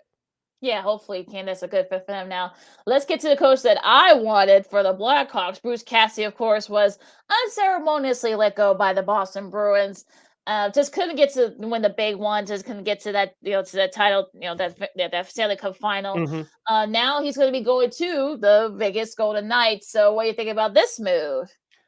This is the first time that the Vegas Golden Knights, this year missed the playoffs. Thank you, Blackhawks, for knocking them out on second to on the Blackhawks home finale of this past season. But that Vegas Golden Knights team is a very good team. We all know how competitive the Western Conference is, and Bruce Cassidy is a very good coach for them. And so that's still a veteran squad. You still have a couple of good young players over there. Mm-hmm. Hopefully, you can find the number one goaltender over there with the Mm-hmm. Vegas Golden Knights. That's still a good ball club and ball club. I'm talking about baseball. That's a very good hockey club, and so they just barely missed the playoffs this year. They could very easily get back there next year. So I expect the Vegas Golden Knights, without any major injuries, to get back to the playoffs next year. They have the coach to do it. Yeah, they can, and that they got the talent now. Just got to find the right coach, and he is the Hmm. right coach to do that. So, I wanted the Hawks to hire him. I don't know what the Blackhawks are doing. I don't know what's going on. They still don't have a coach, and It I'm may be getting. Daryl King. You may be Yeah, singing that was it. down It with the might just King for promote the him from next few within. years if you talk Yeah, about a 4 or 5 year rebuild. yeah. Oh, yeah. I know, I know. Mm. Yeah. Oh, well, we'll see what happens But there. here's the So, thing, yeah. Lakina, real quick. I know we Uh-huh. got to move on in a minute, but Uh-huh. No, the no, let's keep going here. okay, but I'll give our listeners and viewers our revisionist history. Remember before the 2008-2009 season, Hmm. the tickets at the UC were cheap. Oh, After the yeah. Hawks Good made it to cheap. the Western Conference Finals that year in '09, ticket prices started going up because it became the hottest thing in town, and we saw what happened Hmm. with 3 Stanley Cups later. Even though it's going to get potentially more ugly in the next few years, ticket prices is going to go down. And I got an email last week, Lakina. They're recruiting people to try to get season tickets. Now, Yep. I'm not going to sit here and say whether to get season tickets or not. I'll let you guys know down the road. But Mhm. they're desperately asking people to get season ticket packages. That wasn't the case a decade ago because everybody was trying to get on that before, and it actually worked because it was a winning ball a hockey team. But now they're begging people to get season tickets. And now back to matters on the ice with them searching for a new head coach. We talked about Barry Trotz. He doesn't want to rebuild. Mhm. Like you said, Bruce Cassidy, he probably said the same thing. He No, probably said, I "No, want I'm to, good." yeah, I want to win right now. I'm going to Vegas. Mhm. So there Mhm. you go. But it looks like it may be Daryl King again. We'll see. But I know there's been rumors about them trying to trade Alex to bring it. He's the only No. consistent goal scorer you have. I think it's a free agent after next year or 2 years Mhm. from now. We'll look that up. But Yeah, he's the only real superstar that you have. Yes, Patrick Kane has gotten better as he gotten older, but Jonathan Taves and me and Kenneth Davis on our back in our days at the OD and Davis show, Ken brought up the point that Jonathan Taves should have been traded about 3 or 4 years ago. I agreed with Ken, but old GM Stan Bowman wanted to go after those Cups, even though there was an old beat up team following 2015. And the value that you would have had back then for Jonathan Taves, there's little to no value now if you want to trade Mr. Taves. Yeah, there really isn't. And you're dealing with age and everything, a lot of wear and tear, and yeah, Injuries. yeah, exactly. So I don't know if you're going to be able to get somebody to, take that contract for, especially if you're trying to get some prospects, maybe get some young talent on the team. So that's definitely one of those things where you're kind of wondering like what's going to be in it for you to trade him. So it's definitely one of those things. I know Kaner said he wants to stay here, that he wants to finish his career here. So I don't know, like, maybe, he's from Buffalo, so I'm sure do the Sabres want him? I don't know, but those are your kind of your two top ticket items. And I looked it up. DeBrincat's contract is actually up after next season, so it's going to be His very next interesting season, to see. okay. Yeah, so Okay. it'll be interesting to see what they do, because if they do decide to maybe perhaps try to trade him, but he's kind of one of your big ticket guys. So, and yeah, we know that the Blackhawks, it'll probably be another 2-3 years before they're kind of like right there into like that, top tier of contending. But at the same time, too, you need something to sell your fan base. Exactly. Which do you want to sell? Do you want to sell an aging, no disrespect, but they're aging, Kane and Taves, or a young 24-year-old guy like DeBrincat who is still, can still go higher, but the only problem is that you're not going to be able to contend. So what's the point? So I don't know. You're kind of stuck it's sort of stuck in the middle here, and sort of Kyle Davis has a lot to figure out. He does, and like you said, Alex DeBrincat is still young. His ceiling's going to get even higher. And in terms of Kane, he has the right to say that he wants to stay a Blackhawk for the rest of his career, but that's up to new management, and we'll see what happens with that. But Jonathan Taves, thank you for. I don't want to kick him out the door, treating him like a quote unquote bum. No, he's done a lot of great things for the Blackhawks organization, but this run's been over for the last few years. Lakeena, it's time to move on. If he plays in another uniform, that's great. It'll be the best for this franchise. We see Duncan Keith. He was in the Edmonton Oilers uniform. They almost got he almost got back personally to the Stanley Cup final, but it was short. But did I cry for him? No. He was an older player with that huge contract. It was time for him and the Hawks to move on. The same has to be done at some point. You might as well do it sooner rather than later with Taves and Kane, especially with Jonathan Taves. Selfishly, I would like to see Kane stay here and Taves move on. And maybe things will work out in that fashion. But if it was my choice, Kane would stay, Taves would go. You're not going to get much for Taves, but that's okay because you still have a lot of holes to fill with this team. Your starting goalie is not on this team yet. Your star defenseman, no disrespect to Seth Jones, but this wasn't a playoff team this year, folks. And with that contract, it's not good. So your star defenseman is not on this team. Your starting goalie is not on this team. You still need 2 to 3 goal scorers to fill out those other 3 lines to help out Alex DeBrincat should you want to re-sign him at the next year. And they're not on the roster yet either. No, they're not. So it's sort of one of those things where, like you said, what do you do at this point? And so where do you want to try to contend? I mean, do you want to, if you do trade either Kane or Taves, you're basically saying to your fan base, hey, we're going full rebuild. So, it's gonna be tough for the next few years, Blackhawks fans. So you're gonna have to try to adapt, and hopefully, maybe Kyle Davidson will figure it out. I don't know. So you listen to Second City Sports on Sports Zone Chicago, along with Sydney Brown. I'm Lakeena McGee. You know what? Let's do our tribute to veteran Bears beat reporter John Moon Mullin, who sadly passed away early yesterday. About this time, actually, I think Dan Pompei, of course, who also covered the Bears, beat for years, for many years. And this is hard because I know you guys have. Did you guys have him on your show? We had him on back on the old D and Davis show on ChicagoLandSportsRadio.com. I know Kyle Means put out on the tweet yesterday, said that he met him at training camp. Of course, we as a team at War Media in the D and Davis, we were at Bears training camp from the years 2014 to 2016. I know Kyle Means. I met a couple of the media members. I know Kyle, Ken, and the minds met the majority of the media that covered the Bears at that time. Of course, Deion Miller, the late Jeff Dickerson, Adam Johns, and some of the others. Luke Canellis, who still does great work with Fox 32 here in Chicago. But John Mullin was always gracious to us. Plus, he was on the other afternoon show that I did too on ChicagolandSportsRadio.com called In the Zone with Ryan Bukoveski and Ralph Hill and Charles Prodigy Richard. He came on our show a couple of times too. He was a very nice man. He was very knowledgeable about the Chicago Bears. He was close to that franchise as anybody. He wrote a couple books. I'm sure you can still find it on Amazon or eBay. I'm going to find it to purchase myself very soon. But I remember him, Lakeena, and I'm going to give our listeners and viewers a little revisionist history, our younger viewers. Remember back in the 90s when Fox took the NFC package away from CBS before CBS got it back prior to 1998? Remember, I know Corey McFerrin is still doing great work here in Chicago for Fox 32. He's a night news anchor, but he was doing sports at that time. He came over from Channel 2, and when Fox picked up the NFC package from CBS and the NFL, they had the show. I know it's an hour now, but they had a half-hour show that aired Sunday mornings called Bears Sunday Live. It was Corey McFerrin, and they had on John Mullin. At the time, he was working at the Chicago Tribune. They used to bring him on every week before Fox NFL Sunday. He was great there for many years. And remember, at that time, there was no NFL Network. There was no social media. There was no internet back then. Right. And so the only thing that was done locally for the Bears outside of their flagship station, I think at the time it was WGN. I know there was on the old MAQ 670 for a couple of years, and then they're on WBBM now.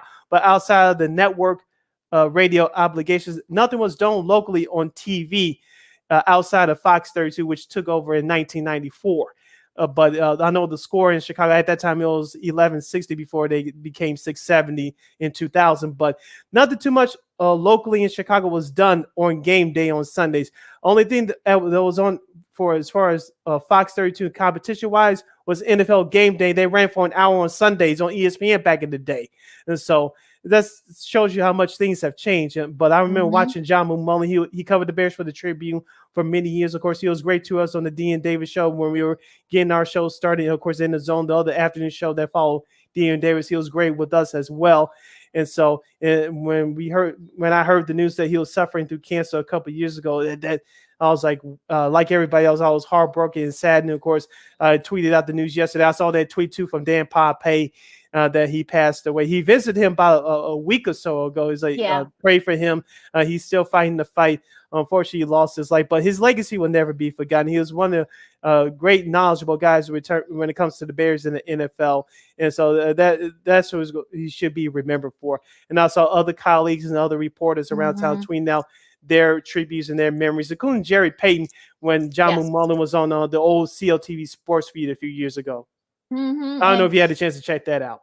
Yeah, I saw that. And, he's just a good guy too. I mean, everybody, he was very, all the players loved him. Even when the Bears weren't very good, the players are actually very, kind and very gracious to him. And also a very funny guy too. I mean, he can share stories and he can talk heard some of the interviews that he did with Corey and with Jared and with you guys too. I know a couple of times when you guys had him on Dean Davis, he was actually, he could tell great stories. So it's definitely a big loss it's been a tough loss for Bears, Bears. And they're kind of like, of course, we talked about JD, of course, passing away earlier this year. And of course, and also it's sort of one of those things where you always, you want to try to remember for not how they died, but what legacy they leave. And, Mullin was definitely one of those guys that, left a really great legacy. I mean, even, Jim Miller, of course, former quarterback for the Bears, said it best. He said he was one of his, favorites because he was there every day, every single day. He was very upbeat. He was always in a good mood. And I know Alex Brown said the same thing. He shared a nice moment with him yesterday as well. So just sort of, like I said, the players loved him, and also too, I know the colleagues, his colleagues, like even some of his competitors, if you will, were very well respected. So it's sort of one of those days where he was one of those guys that you always love listening to. You love watching him because I remember when I first saw him when he and, of course, Corey, when he was doing sports at the time, sharing, he was so, like I said, even though when the Bears weren't very good, he was actually very nice. He was very sort of, respectful of them. Usually you don't usually see that too much, but he was actually, Mhm. he always kept it like, kept it funny and kept it light. So he's definitely going to be missed, all around among the Bears. I'm sure a lot of the folks there are going to be doing some tributes to him, when we get to training camp and such. So, and the Bears actually put out a really nice statement too on social media, and I'm sure they're going to do something for Yes. him as well. They did, and I retweeted that out yesterday. You can go to my Twitter feed and see that there. So may he rest in power, Mr. John Moon Mullin. He's one of the great men in our business, and his legacy will never be forgotten. Like, hopefully the Bears could do something on opening day on September 11th against the 49ers, pay tribute to him. They did that on that week that Jeff Dickerson passed away. Hopefully they'll do the same thing for Mr. Mullin. Absolutely. So yeah. So if you guys get a chance, try it. I'm sure some of that stuff's gonna be on YouTube. I'm sure some of the stuff you did Mhm. with Corey and everything else. So I'm kind of like, right there with you. So yeah, hopefully, like I said, hopefully they'll do something. I'm sure they will. Maybe like the preseason games. I mean, I'm sure maybe they'll do something with him as well. So hopefully that'll be the case there. So all right, so we're gonna, try to lighten things up a little bit here. We're gonna tackle. I would tackle the U.S. Open. The newest U.S. Open champion actually has something in common with Jack Nicklaus. I'll tell you what that is. Also, too, I'm sure there's gonna be some sports media news, and Sid's gonna have his we're gonna do our weekly Monday, old school Monday roundup, and sort of a show that kind of sort of changed the way for other shows to come. What show are we talking about? Yeah, we'll keep you guessing there. That's it. Right? Okay. Yep. I'm not Sid. I'm Lakeena. Like, what Jesus, what the heck? It's Monday. It's Monday, folks. Wait, give me a break here. It's Monday. That's Sid. I'm Lakeena. Jesus, I don't know what the heck's going on here. Let me grab and go to break before we totally lose it here. This is Second City Sports on Sports Chicago. We'll see you on the other side of this break.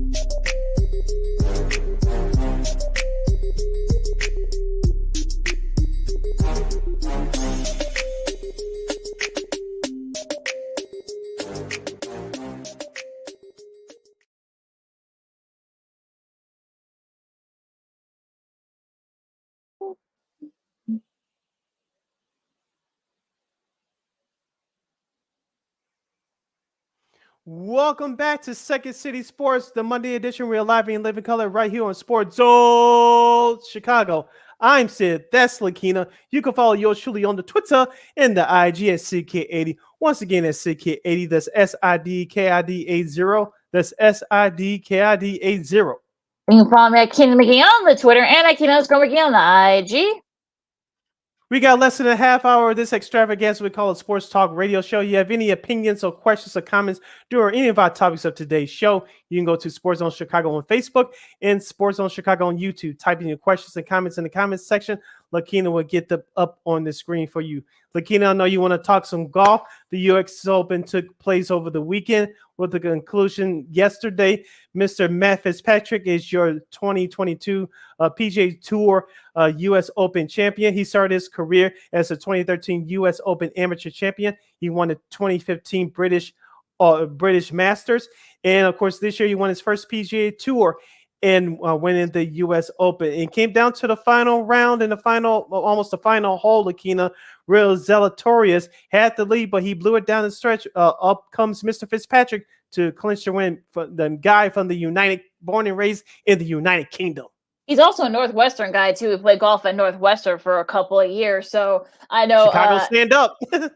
Yeah, so I guess who's a more famous Fitz now? Is it him or is it of course football head coach? And of course, former All-American linebacker Pat Fitzgerald, I should say. I'm getting them mixed up here, but yeah. So that is to play a little game, but yeah, that was a great first round. I could see why Sid sounded more well versed in it. So he prepped pretty well in those next hour, but in the last hour, but well yeah, it actually ended up being a great tournament. I mean, it was sort of one of those days that was up and down. I mean, I know Scheffler was up there for a little bit, that back nine kind of killed that front sort of like that little corner there, ninth going into 10th, that kind of was it for him. Hideki Matsuyama, yeah, he finished with a -5. Yeah, Hideki Matsuyama, who I guess kind of had the best round in that final round. A lot of people thought that maybe that score, he shot at 65. Now people thought that score was going to be, sort of thing that kind of beats it, and that might lead to a playoff. So Rory really couldn't get it together consistently. He was kind of right there for a little bit. Jon Rahm just, the defending champion, he just went sort of like kind of downhill, about halfway through that front nine. And, that was kind of it for him. So, and of course, the Country Club in Brookline, that's probably one of the toughest U.S. Open courses. And like you said, Sid, Fitzpatrick actually won the amateur and he joins Jack Nicklaus. And I'm going to tell you guys why I had to pay off this tease. He joins Jack Nicklaus, talk about Fitzpatrick, as the only players to win the U.S. Amateur and the U.S. Open in the same venue. Of course, Jack did it back in 61 and 1972, first U.S. Open. So just a great, and the cool thing about that moment was that, Fitzpatrick, of course, Pat Foster, who is a veteran caddy who's been close of more than a few times and such, and now he gets his first major championship. So you got to feel good for him. Also, too, Matt's brother Alex, who was a caddy for him when he was during the U.S. Amateur. I remember watching the U.S. Open Amateur. He was really good and such. He was on the bag for him. He was right there, of course, with their parents. They share that great moment. They actually have a nice little picture. If you go by the PGA Tour Twitter feed from last night, they actually have a throwback picture with them, the four of them, from 2013 and from yesterday. So that was a really cool moment. Of course, it being Father's Day, Matt was able to share that moment with his dad. Both were able to share the moment with their dad and their mom as well. So that was really cool. And it was actually Zalatoris. You got to feel for him. This is, I think, like the 5th time he's finished top 10 in the last 9 majors. Of course, he tied for second in the Masters. Of course, Scheffler won that one. He's going to be smarting that shot on 18 where he could have forced a playoff. So it just missed on the edge of that cup. And I know he felt so bad. And I'm sure it's only a matter of time for him. It's only a matter of time because he's been close so many times, especially in the last few years. I'm sure he's been knocking on the door, so I'm sure he'll get it. And Fitzpatrick has been knocking on the door too, as well, the last couple of years. So he's one of those guys where I'm sure he's probably going to be right there as one of the favorites at St. Andrews for the Open Championship in about a month. So just a great U.S. Open, and congrats to Mr. Fitzpatrick, a very worthy champion. A couple of questions for you, Lakeena. I think I'm about to ask at least one of them, but I'll go to Mr. Zalatoris first. Do you think it's going to come this era's Phil Mickelson? He's known as a golfer. He's a very good golfer, but he chokes at the last minute. Can he ever win the big one? Do you think he's going to be known for that, or do we still have a while to go? I think we have a while. Like I said, I think he's okay. Like I said, he's been knocking on the door for some time now. I know it's not really, it's just bad luck. I don't know if it's choke. And he's only 25 too, so I think he's still got a couple of years before we can start talking about he's going to be the new Phil Mickelson. So I think we got to give him a little bit of. He's got the game. He's got sort of the props to do it. he's got the mentality. You saw it afterwards. I don't want to say he was laughing afterwards, but he was sort of Hmm. like, hey, it happens. It wasn't meant for me. So, but yeah, look, I think both that whole group, I think with him, Fitzpatrick, who's only 27, of course, Scotty Scheffler, what he's been doing. He's only, I think he's only like 25 too. Yeah. So, that I think that I don't want to say it's a change of the guard, but I think that whole group I feel like is kind of like, I don't want to say they're going to be like the next big thing for golf, but I think they're definitely kind of like that group that golf needs. So I think Zalator, like I said, he's been knocking on the door for a while now. I think he's going to break through. It's just a matter of when. Okay, with this, which leads you kind of led into my next question. As a little casual Tiger Woods / golf fan, we talked about this the last few of the major tournaments, Lakeena. Even though Tiger Mm-hmm. Woods he made his inspiration return to the last couple of majors, we all know that he just doesn't have it due to his physical elements. Who's going to be that next face for golf? Will it be Matt Fitzpatrick if he can get on a roll here? Is it Rory McIlroy? Let's be honest, Tiger has that personality, he has that figure, and he has the other elements that either you love him or hate him due to his younger days when he used to dominate almost every tournament. Will it be Mr. Fitzpatrick or will it be somebody else that we don't talk about? Yeah, that's going to be an interesting part. I mean, I think all this whole era, I think is kind of wide open now. I mean, you saw it, Okay. Scheffler's done it, the last, first, especially the first part of the year where he dominated, winning both the Players and the Masters. Matt Fitzpatrick, of course, like I say, he's been close a couple of times. Zalatoris, when he finally breaks through. Colin Morikawa, don't forget about him. He has 2 majors already. He's only 26. So I think, sort of people are kind of forgetting about him. I know he didn't, he kind of struggled those last couple of rounds of the US Open, but I think he's definitely going to be up there too. So yeah, I think, look, Rory, people forget that Rory's 33. He's not that much younger than we are now, Sid. So, Yeah. so I'm looking I think he's still kind of right there too. So yeah, there's still kind of like this whole group. And I think if you're golf, I know with the Live Tour and all that, I know we've talked about ad nausea for the last couple of weeks, but I think there's still like a lot of big stars in golf. You're seeing some of that rising stars and that commitment too, and I'm sure they'll figure it out. Hmm. Eventually. I know that the whole money thing is only going to go so far. And I know that some of the other guys have already said that they're not going to do it. So, that's all there. So yeah, I think, look, I think if you're a golf, I think are you a little bit afraid of the Live Tour and some of the plucking some of your guys out? Mm, excuse me. Maybe a little bit, but like I said, I would be worried too much because I think there's still like a lot to figure out and such. Hmm. Yeah, money is sort of the thing, but yeah, that can only go get you so far. We saw what happened with the USFL the first time, and so look what Hmm. happened to them. They were able to pay more money, and that kind of helped sort of got the NFL to kind of get together, sort of like bump up the salary. So we'll see what happens. Now the Open Championship is going to be very interesting because with it being in St. Andrews. I'm sure there's going to be a lot of guys there. I'm sure there's going to be about the big talk, especially with the Britain, how their tabloids are in Britain. So there's going to be a whole lot of stuff going on here. So we'll see what happens in about a month. I know they start those, at least the coverage here in America, that starts about 3 or 4 o'clock in the morning because of Mm-hmm. the time difference. That I do know. And I've already sort of assigned Sid to watch at least some of the Open Championship in And about I a will month. do that. I will do that. You got a month to prep, so yeah, so you got it right there.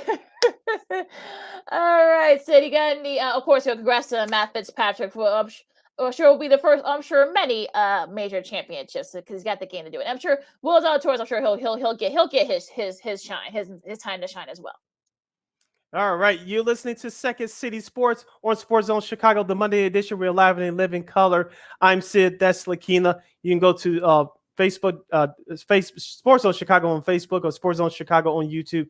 Type in your questions or comments in the comments section. Lakeena will get them up on the screen for you. Lakeena, before we get to our old school Monday tribute, old school TV Monday tribute, I want to ask you a question. Did you catch the Houston? I forget his name, but did you catch the Houston Astros rookie, his home run last night, which put the Astros up 4-1, which turned out to be the difference in the game? Did you catch the interview with the 13-year-old kid in the Yeah, negotiations?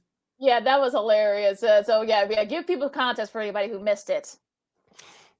Well, after the Houston rookie hit the home run to put the Astros up 4-1 in the sixth inning, Buster Olney came up to interview the young fan. Of course, he was there, I believe, with his younger brother and his father. Of Yeah, course, the Houston Astros personnel. You kind of sensed it watching the broadcast that they were going to ask, someone was going to ask for that ball, in which they yeah. did. In exchange, you got 6 tickets to a future Astros game, a signed jersey by Justin Verlander, and I forget, and then I think tickets to access batting practice at those future games that he has tickets to. Lakeena, I want to ask you, if let's just say if it was game 7 of the World Series of your favorite baseball team, and whoever to hit that home run, they asked for that ball. And you said, okay, I'll give you the ball because it's historic. What would be your no your hard line, take no prisoners deal for that player's historic home run ball in return?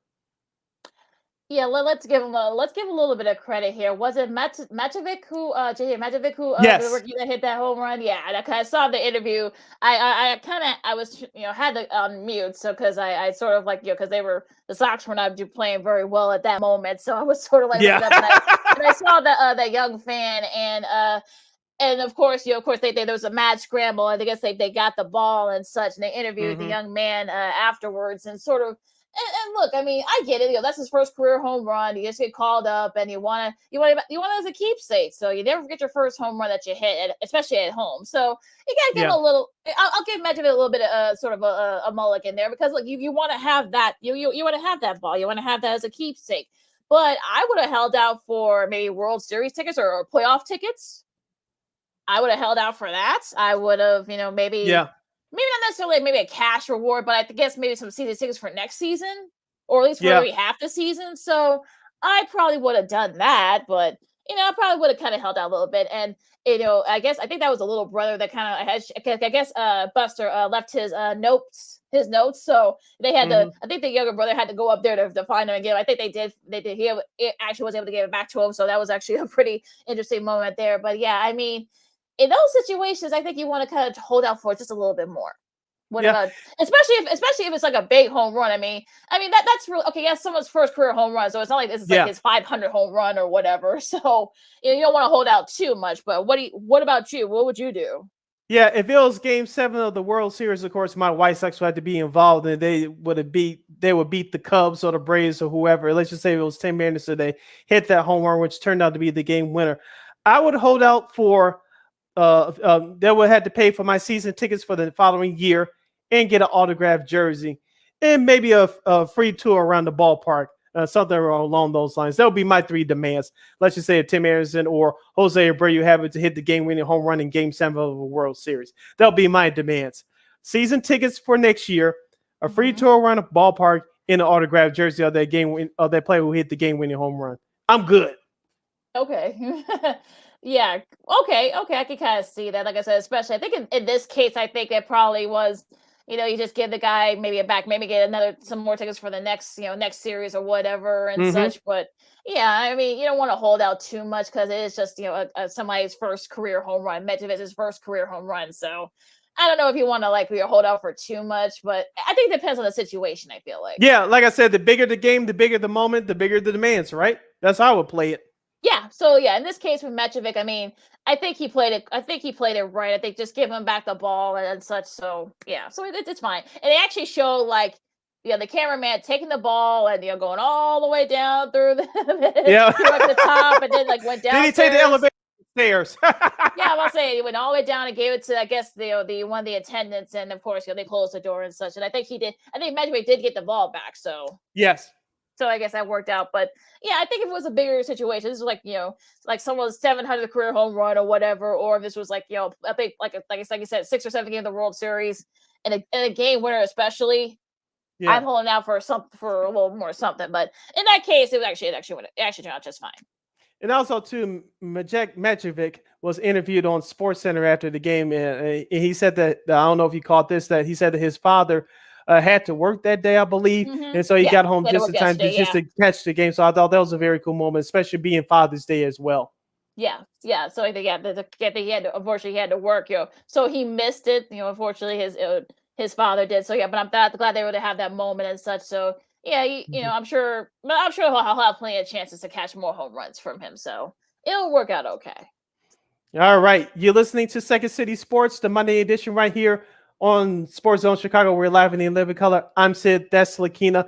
Lakeena, we still have a little bit more time left. Let's get into our old school TV Monday tribute. If you're watching or listening back to our replay on War or Anchor, and you're watching us live on YouTube, I have the logo behind me. This week we'll pay tribute to Friday Night Videos, which later became Friday Night, and then Late Friday, as an American music video show that was broadcast on NBC from July 29th, 1983 to May 24th, 2002. It was the network's attempt to capitalize on the emerging popularity of music videos as seen on MTV. From January 5th, 2001 to August 30th of 2002, the show changed to Late Friday, showcasing new stand-up comedian talent with original video of sets from a stand-up club like setting with an established comedian as guest host. Of course, they changed formats throughout the years. Of course, remember Lakeena in 1990, they added Saturday morning videos, which ran for about 3 years before TNBC came over in the fall of 1993, September of 1993 to be exact. But Lakeena, I remember this show, of course, during my later childhood years before I became a teenager. It was only a few times I was able to stay up late on a Friday, and that was i.e. a Bulls game or something to that effect. During the summertime, if me and my late mom or my godmother / family friend went to a Sox game, I was able to stay up late for an hour or two. I remember catching it here and there. That show was very important at that time because it did show videos that were aired on MTV. Because remember, cable TV was in its early stages back then.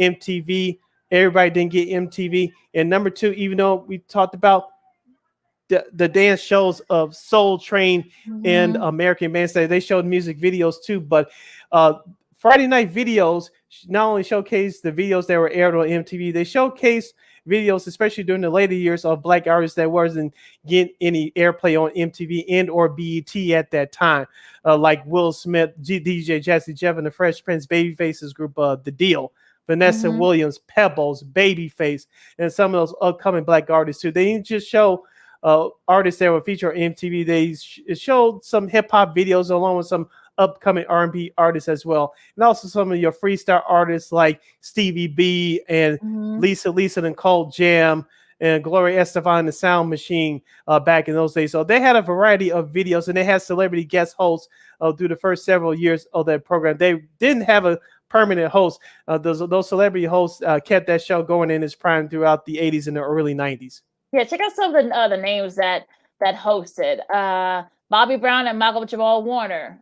Theo from the Cosby Show, yes. Yeah, Ahmad Rashad, and then wife Felicia Rashad. Yes. And you had a very young Jerry Seinfeld and Steve Landisberg. God rest his soul. The Batemans, Michael J. Fox. I think they did it twice. I think they did it like once. They did it together. This is back in the early 80s. Jason Bateman's from Chicago, by the way, too. Yes, they are. People don't know that. Yeah, the Hogan family, and then Arrested Development a decade ago on Fox. Yeah, he's done some great things. And now Ozark too. So yeah, he's been doing it a while. Also, Philip Michael Thomas and Don Johnson, of course. Miami Vice was a huge hit for NBC. Yes. Some of the stars from A Different World. Tiffany Thiessen, of course. Saved by the Bell and such. Kelly Kapowski. Yeah. Let's see. Oh, the cast of Facts of Life. I remember seeing clips of that. Yeah. I think also too. They also had some artists too. They have, of course, Ed Vogue and Johnny Gill, New Kids on the Block, David Lee Roth, among others. So they even have some soap stars on there as well. So they had a little bit of everything. I guess it's sort of a way to kind of keep it show fresh, and I get why they did that. But I think it would have been nice if they had actually had like a consistent host or like someone to kind of feed off of. I know the videos were the stars. Maybe that's why they did it the way they did. But I think maybe a little more consistency, a little more kind of like camaraderie. I think that probably would have helped a little bit. It's on the market too. I feel like not just the videos. You could probably get a really charismatic host. They could have rotate. They could have maybe like 3 or 4 hosts like they did with MTV and such with their VJs back in the day. So maybe that's probably why they didn't do that. But they could have done that, but they decided not to. I did watch it a little bit. I mean, when I was like allowed to stay up late on Friday, that's probably one of the few times I was able to stay up late at the time. So you saw some of the up and coming artists. You saw some of the established artists. play on that show. And like you said, Sid, it wasn't until the fall that MTV started showing black musicians on their videos. And of course, the one place you can probably see them is on Friday Night Videos, of course, on American Bandstand and Soul Train, of course. So it kind of changed formats a little bit as it kind of everything kind of evolved and such. So especially once Saved by the Bell became a big hit, you know, they did the Saturday morning videos. They did that for a little bit and such. So yeah, it kind of like evolved with everything. Now I think what killed them in the end was the fact that you started seeing, you know, TRL kind of started emerging and such. So that there was no need for the Friday night videos anymore. And so 106 in Park as well. yeah, that they launched about a couple of years later. So you really didn't need a Friday night video type of show anymore, unfortunately. So as music changed and everything else changed, and then they shortened the show to only an hour. So it kind of just that kind of what killed it in the end, I feel like. And also, too, more people had cable than head into the 90s. I know my mother didn't get cable till around 87, I believe, and that's what I remember. I know you say your family didn't get it till around 1990. So, for our younger viewers and listeners, cable was cheap back then. You only got 40 to 50 channels at best, Lakeena. There was no on demand. There was no internet. There was no cell phones. And so everything you saw was on television. Laptops and such. Yeah, exactly. There was no laptops. Right. So everything you had to watch, it was TV, radio, magazine, newspaper. So information was at a premium back then. And so, and like we always said before, Lakeena, you said this first, but back then, if you missed your favorite episode of your TV show, NBC actually ran this promo in the mid 90s during their Friends, and Seinfeld was coming to an end at that time. They said if you missed it, it was new to you because they used to rerun those shows during the summer. Now you have on demand, you could binge watch them, especially with these various streaming services. And so it was a time during our era that you had to rush home to watch these shows. So if you were lucky to have a VCR, you could record them, but if you didn't have a VCR, you had to watch them and hopefully, and pay attention to those shows and what happened. But it was just a different time back then. Lakeena, you mentioned about MTV. They weren't showing black artists in the first few years of that program. Of course, the first black group that was shown on MTV was Shalimar. Their video made This a Night to Remember. The whole glowing bed thing, and I didn't get, but that's a whole nother issue. Yeah, that was a whole that's a whole nother thing. But that was weird too. The first rap group on MTV, talking about the videos, was Run DMC's Rock Box. Of course, Michael Jackson had an issue with them too at the time. And Billie Jean was overplayed on that network. He said, "If you don't play my video on MTV, we're gonna have an issue." Of course, you saw what happened with that. And so MTV made some careers out of black artists. Of course, Janet Jackson, of course, Michael was hot then, but he became bigger after MTV started playing his videos. Of course, once MTV got into the rap game and with Yo MTV Raps, and then of course in the early 90s it turned out to be a performance-based show for all the rap artists. It blew up the black artists there. But with Friday Night Videos, it showcased a variety of videos from all genres of music, and that's what I liked. Yeah, and it was great because if you weren't really a pop music fan, Friday Night Videos kind of introduced you to pop music. If you weren't a rock fan, you got introduced to like Bon Jovi and Motley Crue and Poison and those artists, and even too, I mean, maybe adult contemporary. I mean, adult contemporary wasn't really a thing back then. I mean, it was sort of like straight genre. You had country and poppy. There was really nothing in between. So you saw a lot of those adult contemporary stuff, like the Phil Collins and Genesis and those types of. I can't dance. Yeah. Stay well, careful. We got it. We don't want to pay royalties. Right. I know Sean and Mike got $5 in the jar, so I'll leave that alone. Yeah. The Sting and the Police and the Go-Go's and the Bangles, among so many others. And like you said, with the black artists too. I mean, New Edition, I think was one of the first black artists because they were really being showcased too much. So I think Michael Jackson, they were kind of like the Michael Jackson alternative because they didn't show a lot of those, like you said, they didn't show a lot of black artists at the time. So they showed New Edition and and other black artists. So it was definitely kind of like sort of changed the norm. And unfortunately, now with music evolving, of course, now you can stream it. You got Spotify and Pandora and iHeartMedia and all those things. You can. Unfortunately, these kind of shows, don't exist anymore. Of course, you saw what happened to TRL and 106 in Park. So I think this is sort of like one of those simpler times when this is the only way you can probably see the video, especially if you couldn't afford cable. Yeah, and now, like you said, with the landscape changing, the only time you can see a music video is through that artist's YouTube page or social media. They're using it to TikTok that. and all that. Yeah, Yeah. like I say, they're using it social media to their advantages. Thank goodness. But you don't see. Do you see music videos on television anymore? I don't. VH1 is just like BET and MTV. They show reruns of old shows that you saw 1,000 times before, and those networks are no longer in use.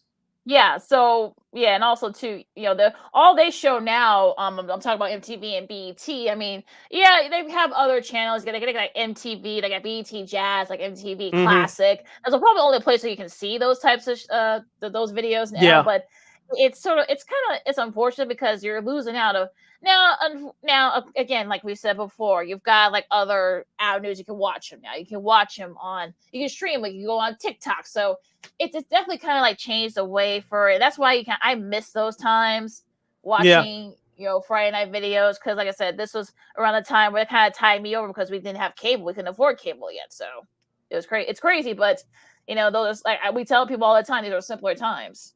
Yes, there were simpler times, but like you said, as time goes on, things evolved around us, so we had to take it with a grain of salt and take it with a big old stride. Lakeena, any last minute thoughts since we have less than a minute left before we close up shop? I mean, like I said before, I mean, I think we should remember Friday night, videos for what it was. It was such a great, time as such. And on the sporting side, hopefully the Lightning can get back in the Stanley Cup final. Because if not, we might be celebrating the Avs winning their first Stanley Cup in about 20 years. So about like 25 years, I should say. So. Well, they better get together. Get it together, Stamkos and Kucherov in the gang. You better get it together. I think they'll win it tonight and get back into the series. The key game will be on Wednesday, I believe, in Game 4. So I have Tampa Bay winning tonight.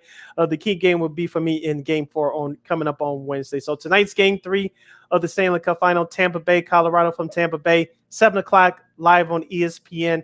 ESPN Plus and ABC and ESPN Plus. That's tonight, Game 3 at 7 o'clock. Chicago time. Yes, of course. You got the College World Series going on right now. I think they're starting to eliminate some teams. So we still got about I think the final doesn't start till next Monday, I believe. So still got some games and still a lot of stuff to be sorted out. So a lot. If you're a college baseball fan, make sure you guys check that out. It's really a great championship tournament. So you might be seeing some of these guys in the majors eventually. So who knows? Now, with that said, you can follow me at Keenan McGee at Keenan McGee on the Twitter and at Keenan McGee on the IG. I'm getting all tongue-tied here. Go ahead, Sid. You can follow yours truly, Sydney Brown, on the Twitter and the IG at SidKid80. Once again, it's SidKid80. That's SIDKIDA0. Excuse me. That's SIDKIDA0. That's SIDKIDA0. Make sure you follow Sports Zone Chicago on all social media platforms: Facebook, Twitter, Instagram. Find Sports Zone Chicago once again on Facebook, Twitter, Instagram, and YouTube. Make sure you download that Sports Zone Chicago app today, and wherever you get your apps, to make sure you follow all of our 5 live shows, including this one, Second City Sports. You haven't to miss them. You can watch them and listen to them at your own leisure. And make sure you subscribe to our podcast at War on Anchor. We're available on all podcast platforms, including the iHeartRadio app. And make sure you follow War Media at WAR Media on Facebook, Twitter, Instagram, and YouTube. And thank you very much in advance. Your support. Like, share, subscribe, and tell your friends. We are on Sports Zone Chicago, Second City Sports, every Monday, every Friday from noon to 2 p.m. Central Standard Time, right here on Sports Zone Chicago. Catch Second City Sports every Monday, every Friday from noon to 2 p.m. Central Standard Time, exclusively right here on Sports Zone Chicago. All right, guys. I know it's hot in a lot of parts of the country, so try to stay cool and stay hydrated. If you're not getting vaccinated, wear your mask and wash your hands, and just be good to each other and enjoy the sports this week. This has been Second City Sports on Sports Zone Chicago, and we'll see you Friday. Till then, go Sox. Holla!